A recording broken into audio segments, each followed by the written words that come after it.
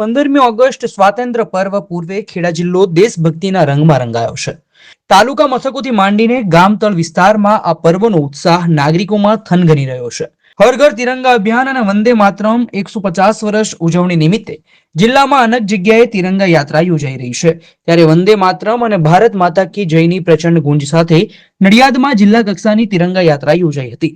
ખેડા જિલ્લા પ્રભારી મંત્રી રમણભાઈ સોલંકી, રાજ્યમંત્રી સંજયસિંહ મહેડા અને નડિયાદના ધારાસભ્ય પંકજભાઈ દેસાઈની આગેવાનીમાં યોજાયેલ આ તિરંગા યાત્રામાં જિલ્લાના ધારાસભ્યો, પદાધિકારીઓ, અધિકારીઓ સાથે 10,000થી વધુ નાગરિકો રાષ્ટ્રપ્રેમની ભાવના સાથે હાથમાં તિરંગો અને હૈયામાં દેશપ્રેમની ભાવના સાથે નડિયાદ શહેરમાંથી પસાર થયા હતા. શહેરના ગૌરવ દિવસમાં દાંડી પથ પર આવેલ પૂજ્ય મહાત્મા ગાંધીજીની પ્રતિમાને સૂતરની આંટી અને પુષ્પ અર્પણ કરી સરદાર ભવન પાસેથી આ તિરંગા યાત્રાનો શુભારંભ કરવામાં આવ્યો હતો. જે બાદ રેલવે બસ સ્ટેશન થઈ સંતરામ મંદિર પાસે આ યાત્રા પહોંચી હતી, જ્યાંથી પારસ સર્કલ થઈને દેસાઈ વગામાં આવેલ સરદાર સાહેબના જન્મસ્થળ ખાતે યાત્રાનું સમાપન કરવામાં આવ્યું હતું. ઉપસ્થિત મહાનુભાવોએ સરદાર સાહેબના નિવાસસ્થાને રાષ્ટ્રપિતા મહાત્મા ગાંધીજીની પ્રતિમાને અને સરદાર સાહેબની તસવીરને સૂતરની આંટી પહેરાવી આદરપૂર્વક શ્રદ્ધાસુમન અર્પણ કર્યા હતા. તિરંગા યાત્રામાં મહાત્મા ગાંધી, બિરસા મુંડા, ચંદ્રશેખર આઝાદ, ભગતસિંહ, ખુદીરામ બોઝ, સ્વામી વિવેકાનંદ, ભારત માતા, રાણી લક્ષ્મીબાઈ, રવિશંકર મહારાજ વગેરે વીર મહાપુરુષોની વેશભૂષામાં આવેલ યાત્રીઓએ આકર્ષણ જમાવ્યું હતું. ઠેર ઠેર નગરજનોએ હર્ષોલ્લાસ સાથે ફૂલ વર્ષા કરી તિરંગા યાત્રાઓની અભિવાદન કર્યું હતું. દેશભક્તિના ગીતો અને પોલીસ બેન્ડની સુરાવલીઓ સાથે સમગ્ર વાતાવરણ દેશ પ્રેમથી ખીલી ઉઠ્યું હતું. વહીવટીતંત્ર દ્વારા યાત્રીઓ માટે વિશેષ સેવાઓ ઉપલબ્ધ કરવામાં આવી હતી, જેમાં સમગ્ર તિરંગા યાત્રાઓનો રૂટ પર યોગ્ય ટ્રાફિક સંચાલન કરવામાં આવ્યું હતું તથા તિરંગા યાત્રાઓ માટે એનર્જી ડ્રિંક્સની વ્યવસ્થા કરવામાં આવી હતી. સાથે જ RTO, railway station, fire brigade, Paras circle અને દેસાઈ વગો ખાતે આયોજિત સાંસ્કૃતિક કાર્યક્રમો દ્વારા યાત્રીઓને પ્રફુલ્લિત કરવામાં આવ્યા હતા.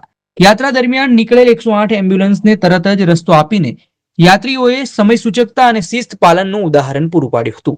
આ પ્રસંગે જિલ્લા કલેક્ટર એન.વી. ઉપાધ્યાયે જણાવ્યું હતું કે આજે નડિયાદ ખાતે યોજાયેલ જિલ્લા કક્ષાની તિરંગા યાત્રામાં તમામ ઉચ્ચ પદાધિકારીઓ, અધિકારીઓ અને તમામ વર્ગ અને વય જૂથના નાગરિકોએ ઉત્સાહપૂર્વક યાત્રામાં જોડાઈને તિરંગામય માહોલ ઉભો કરી સફળતાપૂર્વક આ કાર્યક્રમની ઉજવણી કરી હતી. તિરંગા યાત્રાઓએ સ્વાતંત્ર્ય સંગ્રામમાં પ્રાણ ન્યોછાવર કરનારા મહાપુરુષોના મહામૂલા બલિદાનને યાદ કરી રાષ્ટ્ર સમર્પિત કાર્યો કરવાનો સંકલ્પ લીધો હતો. આ તિરંગા યાત્રામાં જિલ્લા પ્રભારી મંત્રી રમણભાઈ સોલંકી, રાજ્યમંત્રી સંજયસિંહ મહેડા, મેયર મનીષ પટેલ, જિલ્લા પંચાયત પ્રમુખ હિતેશ તડવી, નડિયાદના ધારાસભ્ય પંકજભાઈ દેસાઈ, માતારના ધારાસભ્ય કલ્પેશભાઈ પરમાર, મહેમદાવાદના ધારાસભ્ય અર્જુનસિંહ ચૌહાણ, ખેડા જિલ્લા કલેક્ટર એન.વી. ઉપાધ્યાય, મહાનગરપાલિકાના કમિશનર કિરણ ઝવેરી, જિલ્લા વિકાસ અધિકારી જયંત કિશોર, પોલીસ અધિક્ષક વિજય પટેલ, નાયબ વન સંરક્ષક અભિષેક સામરિયા, એસઆરપી સેનાપતિ પીપી વ્યાસ, એનસીસી બટાલિયનના સીઓ ઝાલા, અગ્રણી નયનાબેન પટેલ, નિવાસી અધિક collector J B. Desai, additional collector Vimal Barot, Nadiad પ્રાંત અધિકારી વીરભાઈ ગોંડલિયા, તમામ કાઉન્સિલર સહિત મોટી સંખ્યામાં શાળા કોલેજના વિદ્યાર્થીઓ, એનસીસી કેડેટ્સ, પોલીસ જવાનો, સામાજિક ધાર્મિક અને સ્વૈચ્છિક સંસ્થાઓના પ્રતિનિધિઓ, દિવ્યાંગજનો, સિનિયર સિટીઝનો, આગેવાનો, પ્રબુદ્ધ નાગરિકો સહિતના રાષ્ટ્રપ્રેમીઓ હાથમાં તિરંગો લઈને જોડાયા હતા. જે આપણે 80મો ઇન્ડિપેન્ડન્સ ડે મનાવી રહ્યા છીએ એ અનુસંધાને આજે નડિયાદ જિલ્લાની, ખેડા જિલ્લાની તિરંગા યાત્રા જે છે એ આપણે સરદાર ભવન ગાંધીજી પ્રતિમાથી નીકળી હતી અને અહીંયા સરદાર પટેલના જન્મસ્થાને પૂરી થઈ હતી.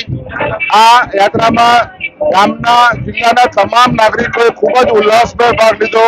શાળાના બાળકો, સિનિયર સિટીઝનો, અમારા માનનીય મંત્રી શ્રી, ધારાસભ્યશ્રીઓ, તમામ લોકોએ આ યાત્રામાં ખૂબ જ હોશભેર ભાગ લીધો અને તમામ આખા શહેરનું વાતાવરણ તિરંગામય બની ગયું છે અને લોકો તિરંગાના રાષ્ટ્રપ્રેમથી અત્યારે બધા રંગાઈ ગયા છે. અંદાજે 8 થી 10,000 લોકો આ યાત્રામાં જોડાયા હતા અને તમામ લોકો તિરંગો લઈને આગળ વધતા હતા.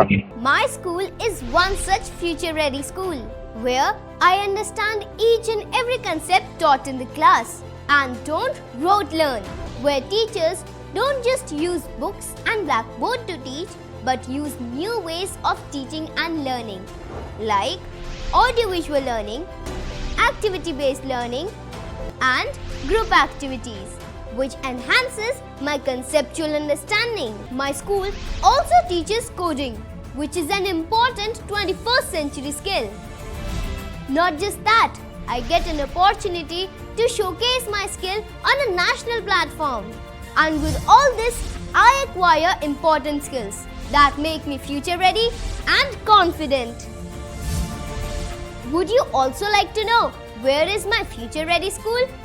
Visit now and see for yourself.